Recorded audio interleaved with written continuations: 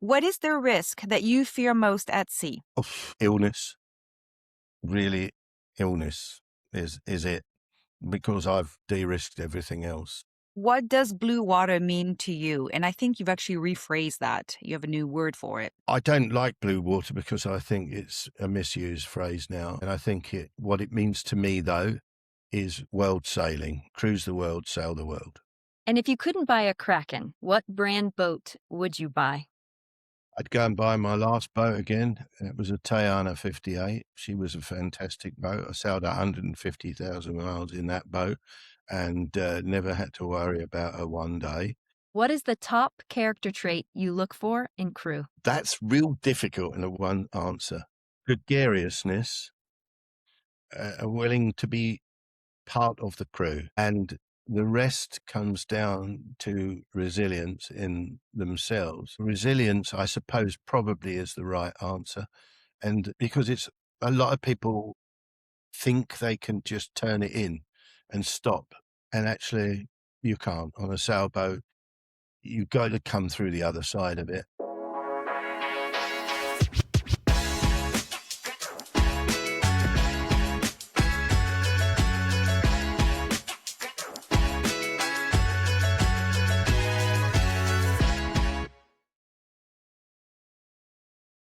Welcome back to the Full Displacement Podcast. My name is Marilyn Bosser. I'm here with Amanda Haley, and we're here to answer the question, does every sailor need a blue water yacht?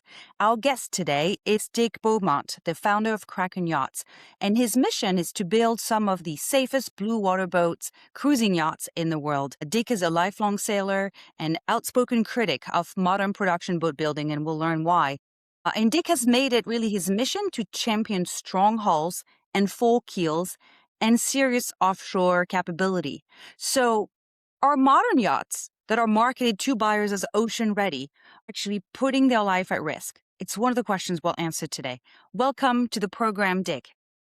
Thanks very much. And thanks very much for having me on the show, guys. Very interested in what you guys are doing. And I'd certainly like to give you my perspective on really that very issue. And I want to first start by saying that unfortunately I get quoted many, many times that what I'm trying to do is devalue every other kind of boat that there is other than a Kraken. That's not my standpoint. And I'll say right up front, if your intention is to keep a boat as a family boat or as a racing boat or as in a marina, and use it for what 99% of people will use their boats for, frankly, they don't need a Kraken. Just be straight about that. If, however, you want to go off and your eyes are set on the far horizons and you want to go off and sail the world, I think that's a phrase I use more than blue water cruising, because I think blue water cruising is an overused phrase and it doesn't really represent, in a lot of cases, much more than the fact that the water's blue wherever you are and it's a foreign boat. I think it's a phrase a lot of people use without really understanding what it was meant to signify. And you can encounter blue waters off the coast of Florida in the Gulf Stream just 3 miles out. You can get into some big, heavy seaway there if you have a north wind and you have a cross current. So blue water can not just mean traveling across the Atlantic Ocean. It can mean just a few miles off the coast. It's what people, I think the key issue here is what people understand the term that the salespeople, the marketing people use to try and illustrate properly the uses that their boat may be based on, or the purpose of their boat. And my big thing is, before you decide what kind of boat you want, you must decide on the purpose of that boat. You must decide what you want, because there is no such thing as one boat for all purposes. We know about production racers and we know about, performance cruisers, and actually one is a terrific compromise from one to the other. And I think you have to be careful and understand properly that actually you won't have one boat for all purposes. You just can't have that. No more than you can have a tug as a cruise liner, no more than you can have a cargo ship as a sailing boat. Everything goes on the sea. Yeah, they're all boats, but they've all got very different purposes. And the concern for me, and I have been on this soapbox a few years, I will admit, trying to make the case for people properly, builders, sellers of boats, for properly explaining to the customer what the real purpose of the boat is. And there are certain lines that I think cannot be crossed if that boat's purpose is to go off and sail the world. Just mention this, I get an awful lot of people saying to me, I want to sail around the world. And I tell them, add one more letter, just sail around the world. Don't start giving yourself a terrific, arduous task of trying to sail around the world as some kind of a tick box. It doesn't work, because what you see then, if you do that, is a whole load of blue. Then you do see the blue water. You see a whole load of water, and you go sailing right round this most wonderful world.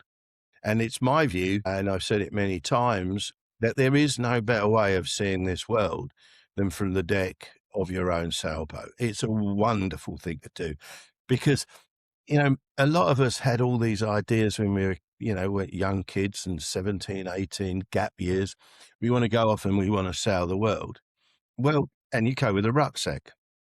Yeah, that's okay. That works while you're 17, 20, 21, 22. But actually, that's not the market these days for people to go off and cruise the world.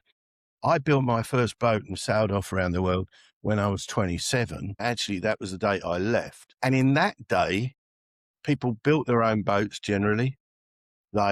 Or else they renovated a boat, and they were doing it all on this terrific budget. And that's fine, because they were on a massive, tight budget.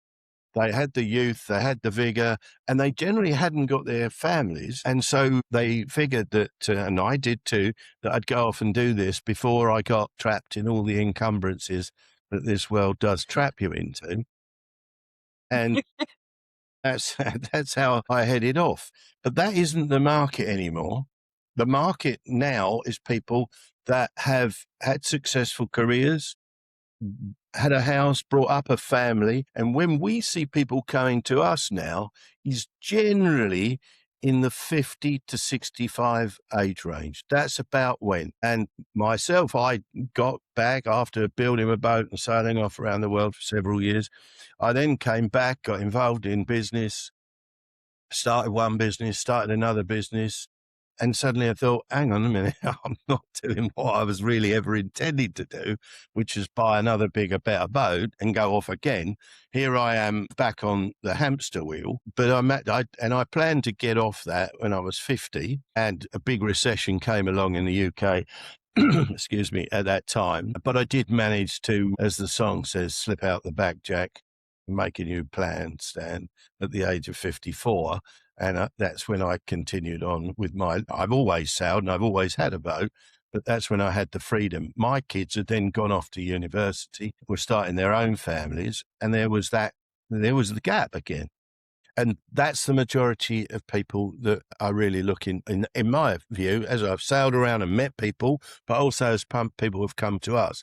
That's the kind of age group that people are now. And if that's the case, and generally they don't any longer want to do it on a budget, on an absolute, my boat is in incredibly base. My first boat was 35 foot. I could keep in my fridge either 2 cold beers or 2 packs of butter, but not both. 1 and 1 is generally how it went. And that was it. Now, if you said to somebody, take this, boat to go off and sail with your family around the world, and don't have aircon and don't have water makers and you're going to find there's no market for that. Well, no, that's not true. You're going to find that there's a very small market for that, and there'll be the very hardy and young people that still want to do it generally. Yeah. I had the pleasure of meeting Dick in Turkey when he had his manufacturing facility there, looking at a Kraken 50 with a client. And that's when I really fell in love with Kraken. And listen, I'm the first one to say, get out there and sail. And I own a Hunter. Do I know when and where to sail that boat? Absolutely. Would I want to take it around the world, as Dick says? No. And that, in fact, is why we have Dick on this podcast, is because I so believe in what he has built, what he has engineered, and the product that he has brought. We too, Marilyn and I, are seeing this trend of people, doing the thing in their younger years, then being able to go off with their loved one, their partner at the time, and chase their dream, which a lot of people are wanting to go around the world and do exactly as you said, Dick. And they have that youthful bliss of, no AC, a boat that could, sink, is not quite going to cut it. And like you said, they want something that's comfortable. This is really a massive thing. This is really a massive thing. And, again, rather than people try and hang me up on, oh, yeah, well, all he's trying to do is sell his boats, I'll tell you something that I think everybody that's the younger people, the people with lesser budget should know. And I speak to people all the time that have a finite budget, have the far horizon in their eye, but don't really fully appreciate what they have got to do in choosing their boat to go and do that. And it is possible to choose a boat on an incredibly low budget that is capable of doing this.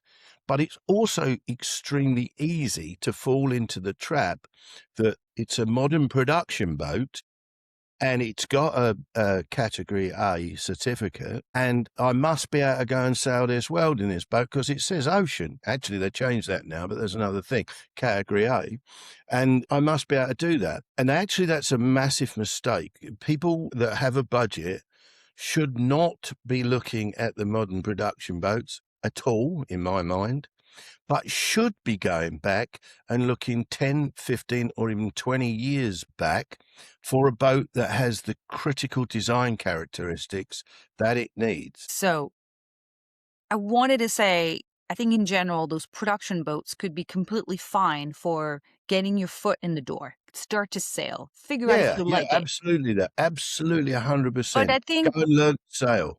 where people get hung up is, I'm going to learn to sail and sail the world. And they buy the boat that they believe is for that.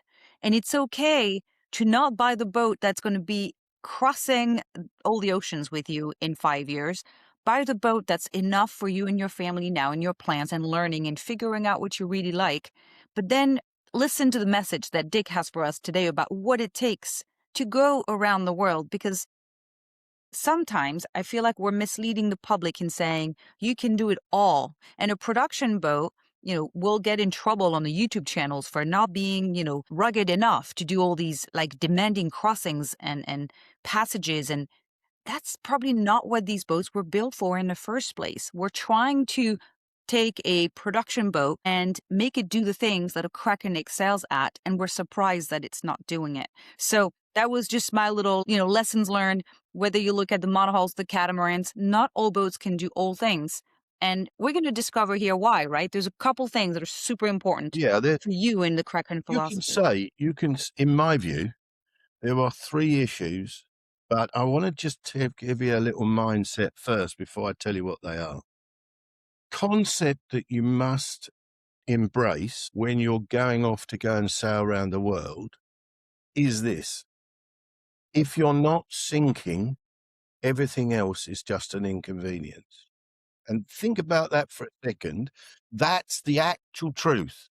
When you're out there, you might miss your plane ticket, you might disappoint everybody, you might wind up having not enough food because it's took you much longer, you might lose a few pounds. But if you're not sinking, it's just an inconvenience. And then the question is, how do you get to, as far as is possible, actually being sure that that very one thing doesn't happen to you? And essentially, in my view, there are 3 issues that contribute to that, I should say. 3 issues, and they are all mandatory. Firstly, this boat cannot have a keel that can come off. That means it can't be bolted on. And it doesn't matter how many times people tell me, oh, no, there's thousands of boats sailing around there, and thousands of boats sail around the world with bolt-on kills. Yeah, sure. If what you're happy to do is take a risk, then fine. But I'm going to tell you that what you actually have to do is eliminate every risk you possibly can, and you'll still have plenty of challenges. Okay, you won't be short of challenges. You don't need the extra risk. So the first thing, and we're talking about here, really the big thing is the integrity of the hull, keel, and underwater structure. That's the big thing. So You're trying to tell us, let's not sink the boat. So number Yes. one, the keel. So can't have a bolt-on keel. And it's no good saying, oh, well, I can have it x-rayed yearly. Because when you go off and sail around the world, you don't know what's going to befall you. I ran on a reef in Indonesia, an uncharted reef. I was something like 60 miles from the nearest land. The water depth that was showing on the charts and had been all the way for the previous 24 hours was 60 meters. And suddenly it was 2 meters, and I was on a reef in the middle of the night. Now, we banged and we crashed, and I thought, this is it, I want to lose my boat.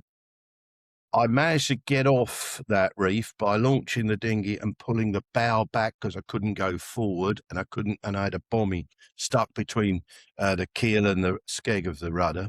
But I got off and I followed my track all the way back 12 hours to the previous anchorage.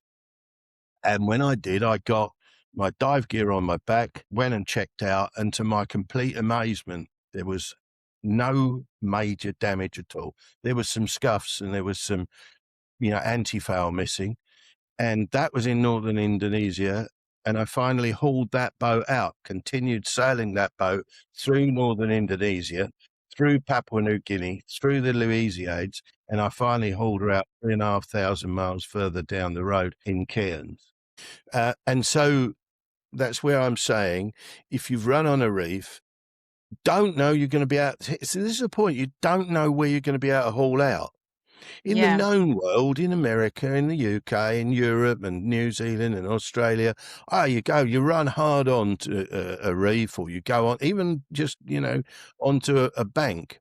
And you think, if you've got any sense, you think, what I'll do is I'll take the boat out of the water and I'll check the keel bolts. But you can't haul out.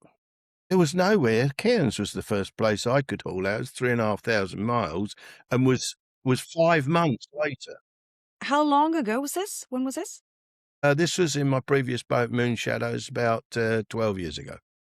Yeah.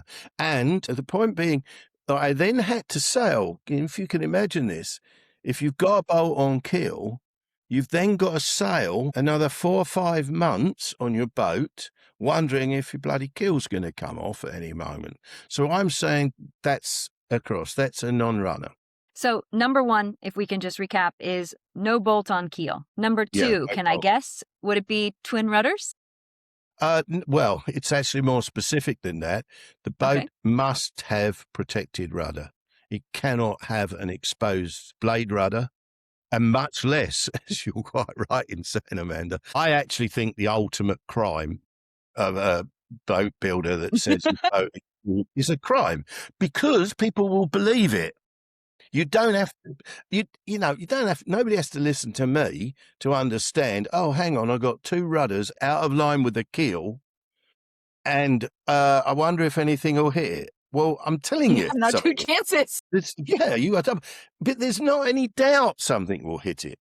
Because, there's a lot of, unfortunately, there's a lot of crap floating around our seas. I hit on my maiden voyage of my previous boat, I hit a 30-foot by 6-foot deep log, 300 miles from land, and we T-boned it, and it bounced all the way down the boat and bashed into the skeg as well as it swung through. Terrific, bang, bang, bang, gone. Then turned out there was a raft about 4 or 5 of these big logs. They'd obviously come down in a cyclone flood from a river after they'd been logged. They were cut logs. And they're going to float around there forever. And there's containers and there's pallets and there's just about everything you can imagine. So if you think you're going to somehow be the lucky person that does this for 10 years or 5 years and doesn't hit anything, then you're dead wrong. And so that protection for the rudder, whether it be a long keel and a keel hung rudder, or whether it be a fin and skeg configuration, as Krakens are, with a fully unbalanced rudder, either way, it has to have one or other of those, because that's those. And actually, there's far more accidents caused by rudder damage than there is by keels coming off, you know. And then the third thing is the integrity of the actual layup itself. You can't be doing this with a 5 or 6 mil thick GRP hull. You're going to puncture it, and it's going to move, and it's going to work, and you get micro cracking as a result of all of that. So you need something that's heavily laid up. And my point was, you don't have to have a Kraken, because you can go back 20 years for sure, 15 probably. Tayana, this would be my previous boat, still loads of them about, great value. And you can find those boats out there that fit these characteristics. You know, one of the most iconic boats is the Contessa 32. Right.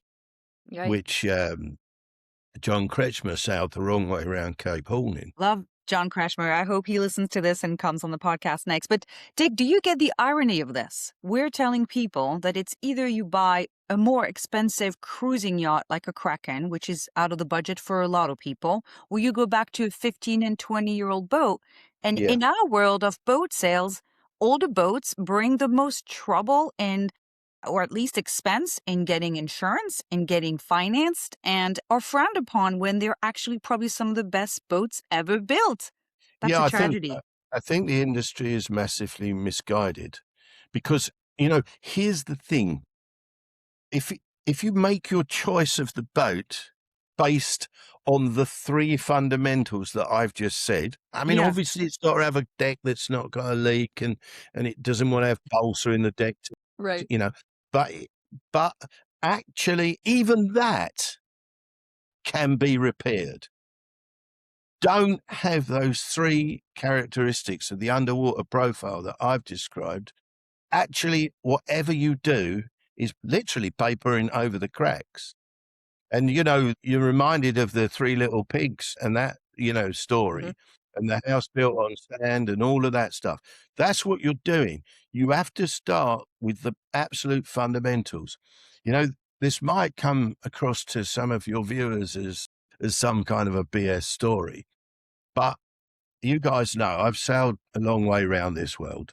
A long, long way around this world, many times around it. I can honestly promise you I've never done any of that in anything other than a boat in these three characteristics. And as a result of that, I've never, ever had to worry about the boat.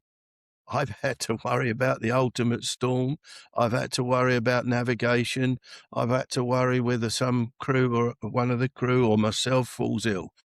But I've never had to worry about the boat. And I believe that's utterly fundamental for this kind of boat. Let's just repeat it again. For this kind of purpose. I mean, not talking about every other boat.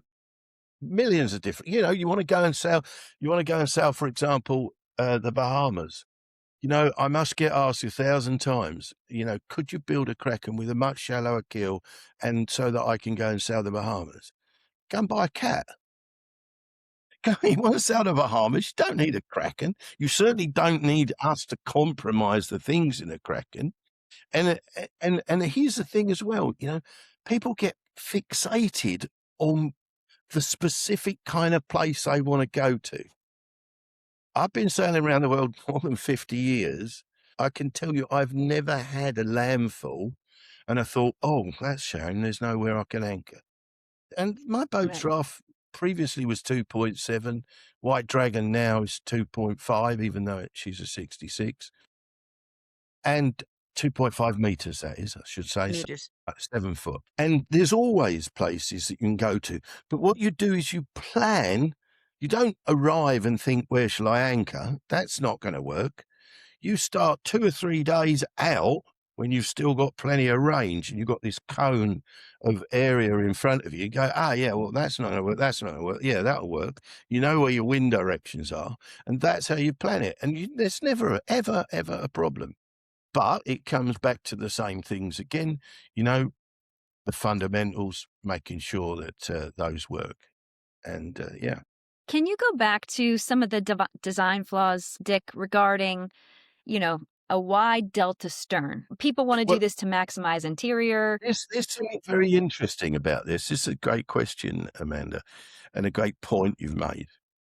Delta stern had nothing to do with cruising, but is every boat at every boat show that's purportedly a cruiser now. And how and why? I recently did a video about the genesis of bluewater yachts and how it all went off the rail on our YouTube channel. And I believe it did, because what happened was, and I believe it was the Beneteau first 41 or something around that size, and it was launched coming from the designs of the Volvo yachts and the fast planing old. It was designed as a boat for budget racing, and it absolutely swept the boat shows for all the wrong reasons. It swept the boat shows because it had far more accommodation inside it and a much bigger cockpit. Was much more attractive. People have gone and bought it for the wrong reasons. And the problem then comes, not that you've got a delta stern. Really, a delta stern is just about form stability, being able to reduce ballast weight but keep the stability, carry lots of sail. But the problem is, when a delta stern boat goes to windward, it levers its transom out of the water. I don't know if you guys have been in any boats when you've got a biggish boat, something like 60 foot, and it's going upwind and now it's levered out, and there's your helm. It's up there somewhere, right? You've got to climb up to this helm, and there's this, and I'll tell you what, it's so dangerous, because your biggest danger isn't to fall out of your boat, it's to fall in it, because you've got a huge drop before you crash into the side rails or whatever. But to make a delta stern work, got to have twin rudders.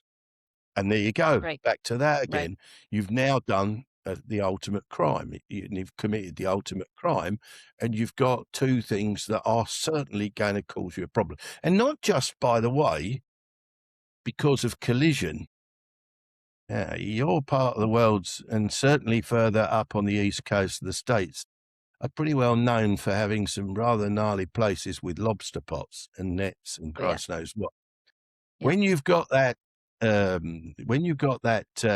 rudder configuration out of line, the twin rudder, because the hull here curves and because the rudder has got a function on it, there's an absolute perfect gap of about 5/8 of an inch. That's exactly the right size for a lobster pot line. And they're lethal. Of course, you can say, people say to me, oh, you can jump overboard and you can just cut it off.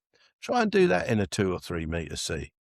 And you can't just carry on towing a line, because you won't have one lobster pot, you'll have 50. And, these are the dangerous things that people don't really, I think, understand.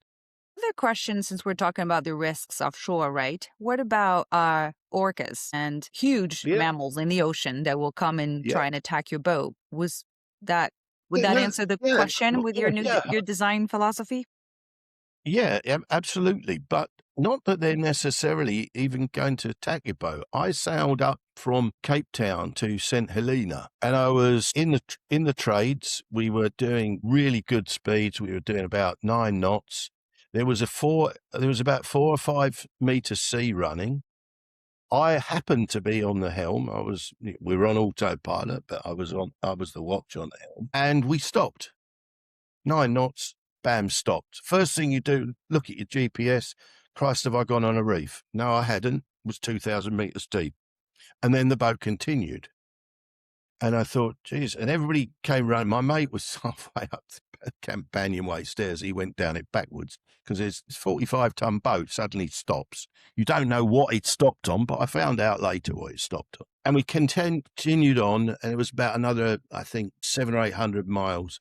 And we got to St. Helena, and I put my dive gear on again, went down, and what had happened, something had, probably a sleeping whale, we think, had hit the skeg of the rudder, and the center of a Kraken rudder is a 12 mil stainless steel beam. It's a bloody big beam right down the center. It's glass over it. And it had bent that about, at the bottom, it had bent it about 3 inches out of alignment. But if that had been a blade hung rudder, there's not a single question in my mind I'd have been in the life raft. And what we had to do is we had to haul the boat out.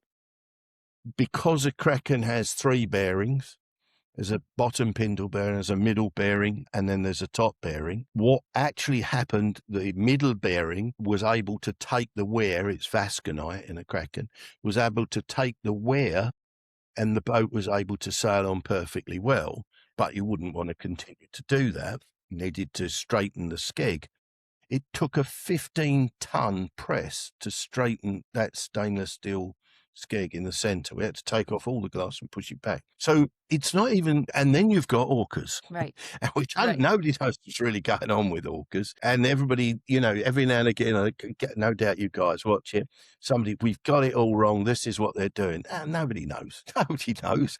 Honestly, you can speak Orcanese, you don't know. And you Right. don't know whether it's the mother teaching the younger ones to defin a whale. You don't know whether it's trying to disable boats that are robbing the tuna fishing grounds. You just don't know. But it does it matter? It doesn't really matter what the reasons are.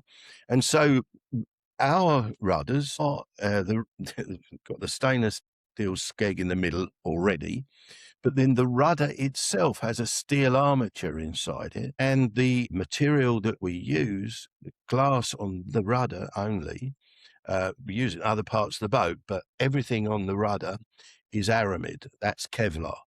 And we know that the orcas won't be able to damage it, not even if they want to have a go at it. But primarily what they're doing is they're using the bottom tip of the rudder as a fulcrum to Right. kind of ram it and break it off and bend it. And I'm sure they're having a lot of fun. Well, of course, there's a bearing on the bottom. So unless it's going to manage to somehow bend over the skeg as well, which is impossible for it, then we're going to get a shock and a shake up. And it does shake. The guy that works for Kraken in Gibraltar has been on 2 boats that have been attacked by orcas. And it's a very, very frightening experience.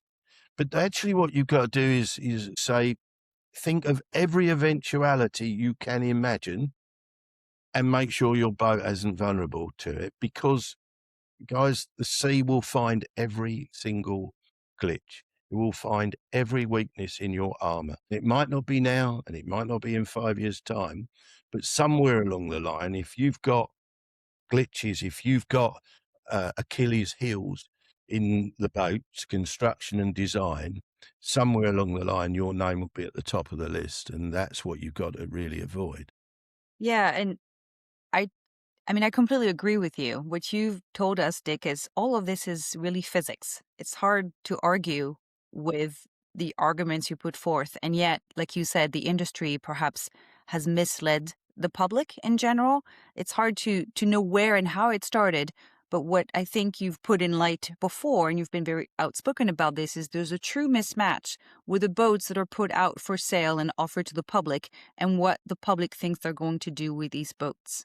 And so, first of all, I commend you for being very vocal about this. I think it's much needed. I'm an offshore racer sailor, and we take safety very seriously. We're well aware of the risks of sailing offshore because, we follow those safety at sea seminars and we become educated about what to do. There's a lot of things you can do to prevent failure, and then there's what you do to address it. But going back to the matter at hand, and perhaps the more controversial stance that you have and that the Kraken team has on boat building, would you say that being outspoken has actually helped the brand or hurt the brand? Because again, that's a really good question, because, I get, because obviously when we put YouTube videos out, we want and invite questions and comments, as I'm sure you do. And what you get is quite clearly unnecessarily cognitive dissonance kicking in with people. And I know, because I know when I'm talking to a sailing audience, I know if those people have got a boat, 90% of them are going to have a boat with the issues that I'm saying you shouldn't have, but I'm not saying the boat is wrong for everything else. I'm saying just don't think you can go and cross an ocean in that, and particularly go off grid with that. And that's really just the point. But I do get, I mean, I'm able to defend myself and not get too many of my feelings hurt. And I do go back and put the comment back. And what's interesting, and it's been great fun to watch, we've got a lot of really good followers that really understand the message that I'm trying to get out now on the channel. And as soon as somebody comes up with what's considered by most of the viewers to be an idiot comment, they pile in on them. It's not even left to me. And I'm just saying, well, look, just horses for courses, guys. Horses for courses. Just keep remembering that phrase, horses for courses. And of course, you're an offshore racer. You can't think that you're going to go and win those races. If there's a massive like force 10 storm, then the heavy displacement boat might be the one that comes in, and the rest have retired. But that's not a way to address racing, and it isn't when you go to buy a race. If you're going to buy a racing car, there are compromises you're going to make knowingly to try and win that race. Of course, quite right. Wide delta stern, planing, hull, trying to get the boat up on the plane and whizzing the boat along. Of course. It's just that you knowingly took that risk. My worry and my deep concern, because I hear it all the time in questions that come into me, is that the sailing industry is so confirming of the belief that doesn't matter, even though it's got these features, it's still a blue water boat, that they believe it. And I get told many times, so if what you're saying is not correct, why is everybody doing it? Well, it's to sell boats at boat shows. That's why everybody's doing it. Right. Don't go confusing anybody with thinking that by developing this twin rudder sailing boat and saying it's a blue water cruising boat, it's doing anything other than presenting very nice accommodation to enable somebody to Condos make on the a water. choice. But it isn't a blue water boat, and they must know it. And I'm never gonna back down on that one. Maybe what we should do in one of our next videos is to explain the differences between a cruising boat that is great for coastal sailing and things like that, but the one that you said, a true offshore ocean-going round-the-world vessel, has drastically different build qualities. It's ever so easy to sum this up and explain the mindset that they must have. People that want to do this must have, and that begins with choosing the boat, of course. You must understand you're on your own. You're not in range of getting rescued. You're not got any chance realistically. If you get lucky, you might be rescued. But if that's part of your contingency plan for how you're going to sail the world, my God, you're going to come unstuck. You know, what a boat represents as a means by going and seeing the world is wonderful freedom. What other mode of transport can you get up one morning and think, do you know what, this has been great fun in Europe, I'm going to go to America? What can you do that in, other than in a boat? It's the only way you're going to be able to do that. And you can literally, can't you, go and clear out at customs, wherever you are in the world, and actually clear out, get your provisions on board and go. And there's nobody going to stop you or even try and stop you, nor anybody ever should.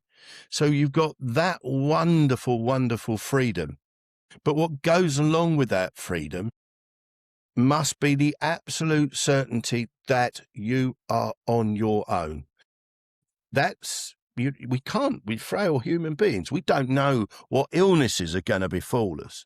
And that's a consideration, and taking all the medications and teaching yourself what every medication is going to be best, what antibiotic is going to be best for this, what painkillers are going to be having all of that stuff. That's all part of the deal. You've got to do that. You've got to learn that, because, you can't go beam me up, Scotty. I'm a bit fed up with this now. That's not how it's going to work. You can come out the other side, and to do that, you've got to have a boat that is your first stop, de-risk to every element, as far as I'm concerned. And then you've got to do that with yourself too, and your crew too. You can't, it's not half measure, there's some fantastic things that have brought blue water, well, I nearly said it again, that have brought world sailing within people's feasible range. GPS navigation, what a wonderful thing. But now satellite communications for weather. Because realistically, whenever you're going off on your own, you aren't absolutely certain of your landfall. Don't exactly know where that's going to be. You don't exactly know how long it's going to take you. And you can't fit all of this into this kind of a certain program. What you've got is satellite communication. So you've got 5 days of weather forecasting. And that doesn't mean, as I've heard people say, believe it or not, and this comes back to your question, one customer came to me and told me, I've just been told on the so-and-so stand, when I asked the guy the question, how will this boat perform in heavy weather? His answer was, you'll never know, sir. There's a customer came and told me this. And then he said, what? Hang on, what? And I said, well, what did he mean? He said, well, this boat's so fast, she'll outrun the weather, sir. Oh, no. If you've got a salesman out there saying that to people, so you're halfway across the Tasman Sea, or you're halfway across the Pacific, and now there's a huge long frontal system, 300-400 miles long, coming your way, and you're got to go through it. You don't. You go, oh, I tell you what, we'll turn around and go back again. It's just such dreadful Talk nonsense. about a sales pitch red flag right there. That's crazy. Dreadful. And that's that's Never heard this before, but that's a really good one. I promise you, that was Sydney Boat Show. That was Sydney Boat Show. And here's another thing as well. If somebody brought out a car and every now and again the front or the back wheel fell off and killed everybody inside, that would never be marketable.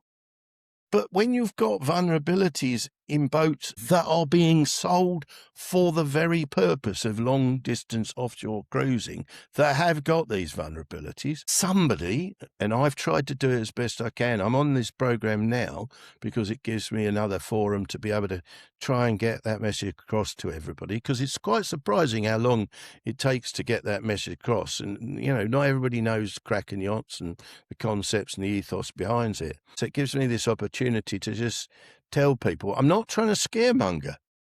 Oh, that's the very furthest thing. I believe in doing this more, going off and sailing around the world with your friends and your family. I believe in doing that. There's no better thing to do with your life. It's what I've done with my life primarily. And it's such a wonderful thing, because you're always, just to say the point, you're always arriving at the hub of that country or that island. You can't, don't you? You sailed into a port somewhere, and there he is. That's the hub, and that's how all the commerce over the centuries developed. So they're fascinating places. But when you've got a boat and all that hustle and bustle gets on your nerves a little bit, you can up anchor and go and sit in your own anchorage completely on your own. There's the things that this is the magic of this endeavor. Between lithium batteries and Starlink and the Kraken build philosophy, I should say, that has become more of a reality today than some of these other adventurers who risk their lives, knowing the risks and the fears. You can actually be a very smart person who evaluates the risks, chooses a vessel like a Kraken, has thought through every different vulnerability that could be come across while you're out sailing, and tackled it. to the point where now not only do you have safety, but you have the luxuries of the cruising. And I mean, I don't know if everybody's looked at some of the videos that you and I have done together on these boats, but I'm talking about the ultimate luxury. One of the first places I saw the ability to have hot boiling water come out of the faucet sink was on a Kraken. And I can't tell you how helpful that would be to not have to take a kettle, boil water, and then fill up the tea and the coffee. I mean, these things are just brilliant little details that someone like Dick The has thing is, come across. Amanda, I don't know if you remember me, because I didn't know all of this stuff. I can promise you, when I built my first boat, which, as I said, was an Endurance 35. She was a steel boat. There was four other guys in this boatyard building boats to go off and sail around the world, all about my age. And every single discussion revolved around what could make my boat sink. That was all anybody ever talked about. If you could work out what was a vulnerability in your boat and what might make it sink, then everybody talked about it and you went back and you corrected it. That's what you did.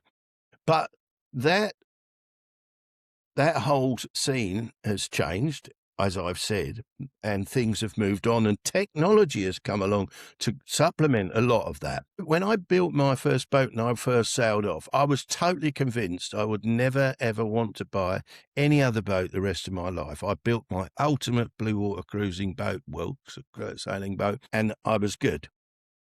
And after about 6 months, I picked up, okay, well, if I'd done that different, I wound up having a little book, which is a little black book, as it turned out. And I wrote across the cover of it, if I ever do this again. And I started to fill it up with all the things I was now learning. And believe it or not, it wound up, by the time I started and founded Kraken, there were 8 black books, all full of all of these things that had befallen me, things that I didn't ever see would, could possibly happen, but then did. All of those things, how I could make life better on board, how I would feel better on board, how it would look after the crew. And I piled them all into the boats. And people don't know this information. You can't really go and just learn it. I mean, I've sailed. Yeah, you have to do it. I sailed more than 250,000 miles over 50 years. I'm still, the notes are very tiny notes these days. I will tell you, but they're still notes. And you don't ever think when you're building a boat, right, I need that problem because I need to sort that problem because this might happen. But that's really how it all comes about. And I think that if you understand the environment that you're going into and understand what you want to do with your boat, you're loading the dice very much in your favor. It's a strange statistic. And I don't know what the population of the employed world is that are engineers, but it's got to be less than 1%. 25% of Kraken owners are engineers. Well, that makes a lot of sense. Guys that work this stuff out. Because as I said earlier, all of these things now seem so obvious and so clear. You speak their language, they understand, and I think engineers too are analytical and they're trying to minimize risk. And it's just, my husband is one of those. He's not an engineer, but he stays awake at night thinking what could go wrong in our next offshore race to Bermuda, because that is his responsibility as a skipper, and he's preparing his boat. And we don't have a Kraken. I don't know that Kraken would be the best boat to race, but I'd love to collaborate if you're looking to build a race boat. Yeah, I mean, Kraken's hardly going to be a Volvo racer anywhere, is it? I mean, that's not the, but you and your husband has laid there at night, understanding the risks, planning for them. And obviously you can't say, well, I understand I've got a risk and I've got twin rudders, so I won't race. Because then if you haven't got the wide delta stern these days, you're not going to win any races. But what you can say is, okay, I know that's a risk. And if I get my steering disabled, how am I going to deal with it? Exactly. What's the network? What's the radio network? And as I say, I unfortunately had a spinnaker pole come down on the top of my head halfway from New Zealand to Australia to Sydney. And it was quite a heavy impact. It took me to my knees and gave me a cross on the top of my head, which wasn't anything to do with religion. And I thought that I had two other crew with me. I thought I was going to be really in trouble, and I was expecting, concussion to come along. As it turned out, it didn't. It tells you something about how thick my skull must be. But we called up New Zealand. We're nearest to New Zealand, and we called up New Zealand and said, look, there's been a severe accident. Skipper's had the ping ball at the end of the straight in the top of my head hurt quite a little bit. So we called up the New Zealand Coast Guard, and they said, you're at 450 miles from us. You're out of range of rescue. You want to get a wake-up call? There's your wake-up call. This is back to my point. You're on your own. And, you can't offset every possible eventuality. But what you can do, knowing the vessel that you've got and the equipment that you've got, you can plan to minimize and have a plan that, okay, in the case of a racing boat, I've took this risk, and now that risk has come in, and unfortunately I'm disabled, which happens, as you will know, many times. And you can do that. And for example, I also want to say, technology, and talking about technology coming on, the most wonderful thing for me was a handheld GPS when they first come out. I couldn't believe it. I sailed the first 15 years of my sailing life, maybe 20 years of my sailing life, charts and celestial navigation with my sextant. And people often said to me since, crikey, you went to so-and-so, and before all the GPS came in, and how did you navigate through that? Well, actually, I didn't. Because what you did is you said, actually, I will not have a clue how close I am to a half a mile or a mile circle. So I can't go somewhere that relies on pinpoint navigation and a trail and a track from a GPS to get me out of it. So you don't go there. You just plan differently. And I think that's the key to what you're saying, Mary. Yeah, and I 100% can relate to that risk, especially medical risk. I feel like, again, it's about preparation, not just the boat, but also the crew. And when you are out of range of Coast Guard rescue, we had actually an episode where we were sailing back on a delivery back from Bermuda to Annapolis, and my husband became severely ill. And we had two options: sail back 200 miles to Bermuda or sail towards Norfolk, which was, about equidistant really at this point. So it was probably a little bit more than 200 miles off Bermuda. But it was like, are you going to make it to get to the U.S. or you want to sail back and still be miserable? Like, what would you rather do? We were able to, of course, use a sat phone and get medical guidance for what was going on with him. But you are absolutely on your own, and you have to be prepared for this. So thank you for calling this out too. It's not just about having a boat that will not sink. It's also about making sure you know what to do in case of a true medical emergency outside of the boat doing well. If your crew is not doing well, you need to have some options. And actually, to this point, we'll have a podcast recording with an on-call doctor who specializes in this kind of support for people who are out of range of traditional medicine access. So something to look out for on the podcast.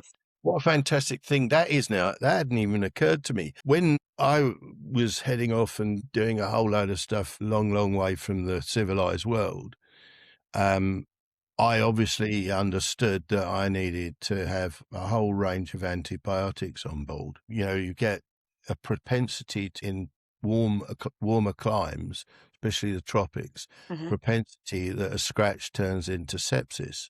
And you ain't got a lot of time to sort that out.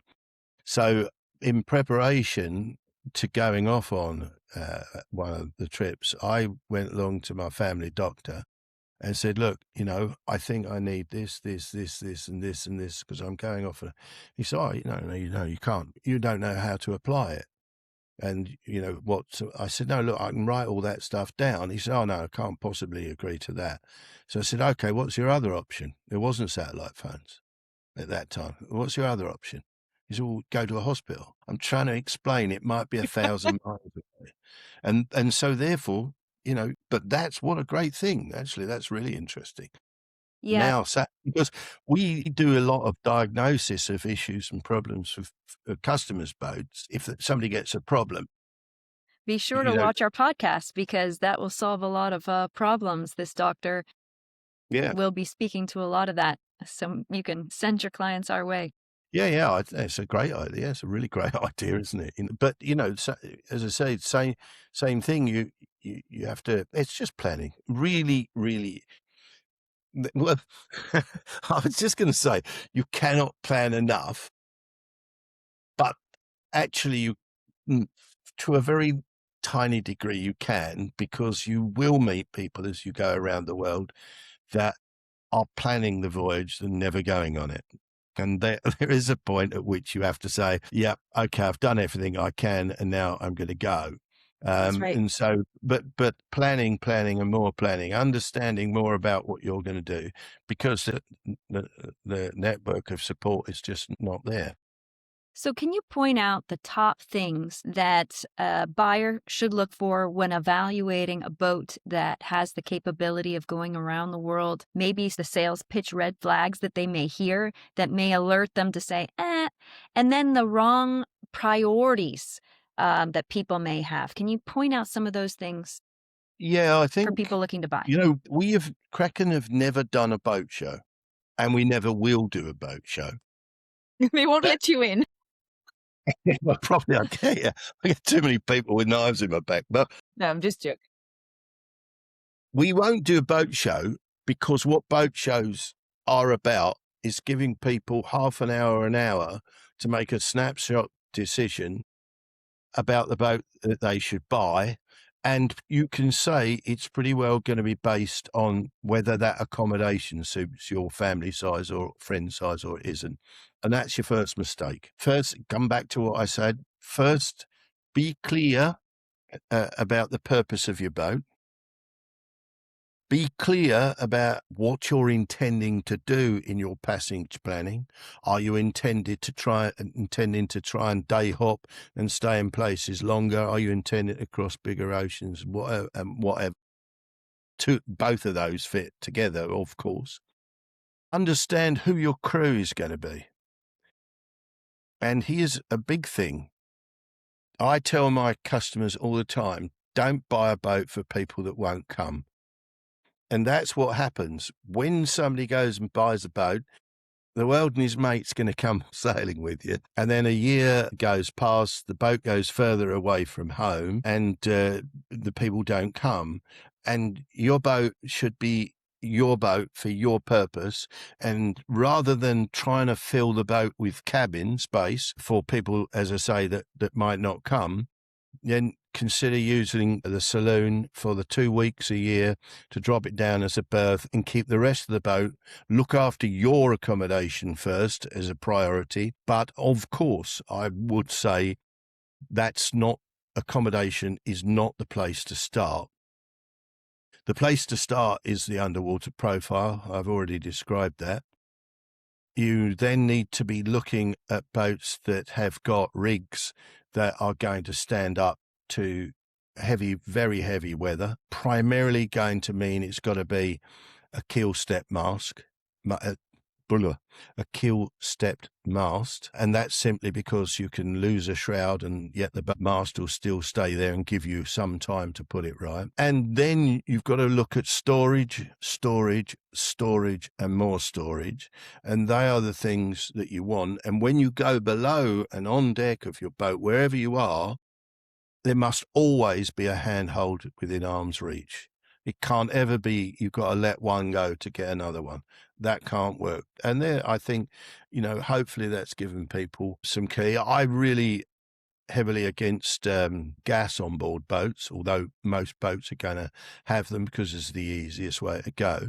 And that's coming to the kind of issue of what's the biggest risk to boats, and fire is obviously one. And I was unfortunate enough to be alongside the boat in my boat, the first one I told you about that I built, that blew when the guy was luckily got shoreline caught round a cleat and had stepped off to free the cleat, and his boat blew him in the water. So that's, try and avoid that if you can. It's difficult to do because then you need generators and then you need induction cookers or electric cookers. But that, yeah, they're the prime things. Look at how you're going to sail the boat, not how you're going to sit in a port in it. I guess that's really.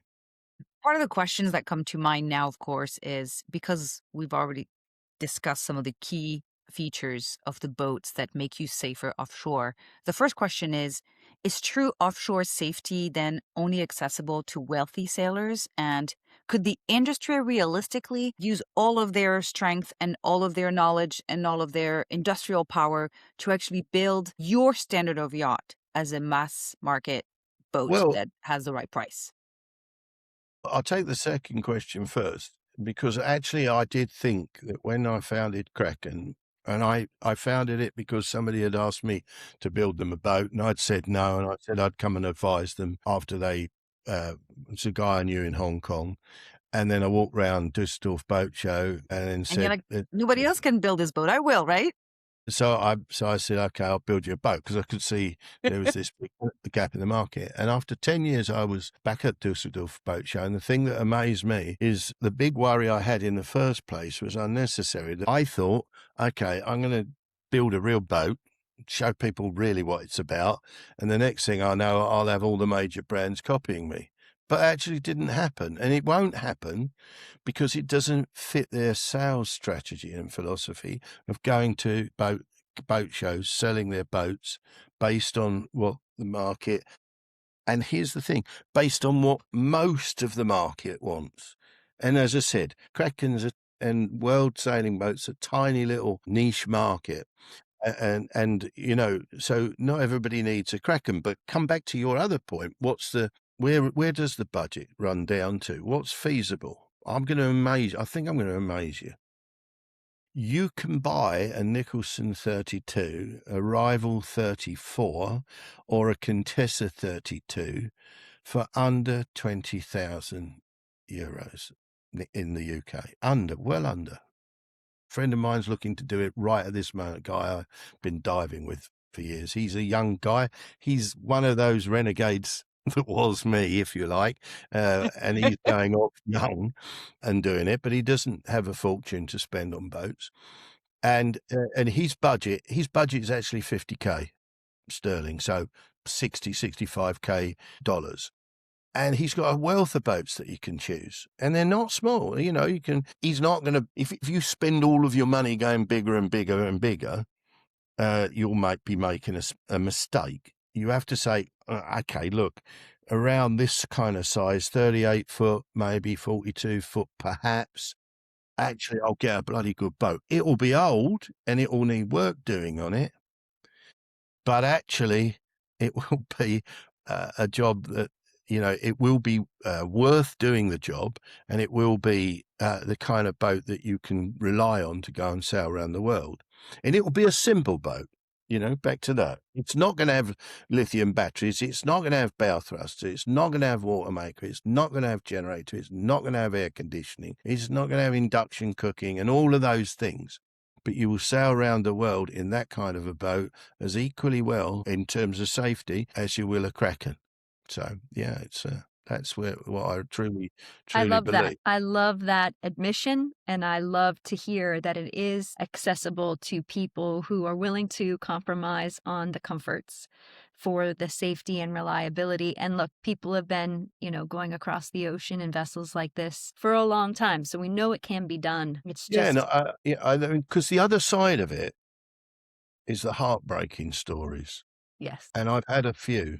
The heartbreaking stories that people have put their life savings into a boat with the idea that they're going to go off and sail around the world, right? Fantastically laudable, and I agree with that. But they've been sold an illusion in a boat that's not capable of it. I won't name names, but, and this has happened many, many times. And people phoned me and said, we bought this boat, and wherever they were, and they've gone and done their first big ocean crossing or first offshore sail. and they've frightened themselves to death. And they've said, the boat's creaking and groaning, and there was these breaking waves, and oh God, dear, we realise that actually it's not true. This boat that we asked the salesman, is this boat capable of sailing around the world? And of course, you know the answer. He said, yes. There's many of these sailing around the world. And then their dream's over, because now they've got to, they realise that they've got to sell this boat and get rid of this boat and put their money into something else and start the whole process all over again. And it does break dreams, and it's a real shame to see that. So, my message to people is, just understand what you're trying to do. Be sure about the purpose that you're going to do with the boat, what you're going to do, what it's going to be capable of, and what you're going to be capable of, and then make that your budget point and learn everything you can about it. Don't worry about every refinement in life, but the safety, ultimately there's a difference between having an uncomfortable night in a bunk and having an uncomfortable night in the sea. You can put it that way, can't you? Yeah, and to go back to where we started, you don't have to buy the boat to cross the ocean with right away. So it's okay No, to think through it in dead right. stages. But again, it's back to what do you want to do with your boat? And when you think you've got it figured out, or if you want to talk to Kraken Yachts about that, that's where we come in and when we help you find the right boat for you for the first stage, possibly. So, Dick, where can people find you and learn more about Kraken Yachts then? Well, a good place to start would be the Kraken YouTube channel. So within the Kraken YouTube channel, there's the Ocean Sailor series, and that is all about telling people how to go and sail this world and the kind of boats they need to do it in. No, it's not Kraken orientated at all. And there's also a questions and answers. We also do a questions and answers stream. So that's where they can see us. Or, of course, we'd like them to go on to the Kraken website, which is www.krakenyachts.com. Terrific. And it's a great program. I can speak to this because I listened to it as part of the preparation for this interview today, for this episode. So Nice. thank you for Nice. sharing it. I'll put the links to those resources below. And we can't thank you enough, Dick, for joining us on Full Displacement. If you enjoyed this episode, make sure you like it and subscribe. And we shall see you all on the next one. Fair winds. Fair winds. Fair winds.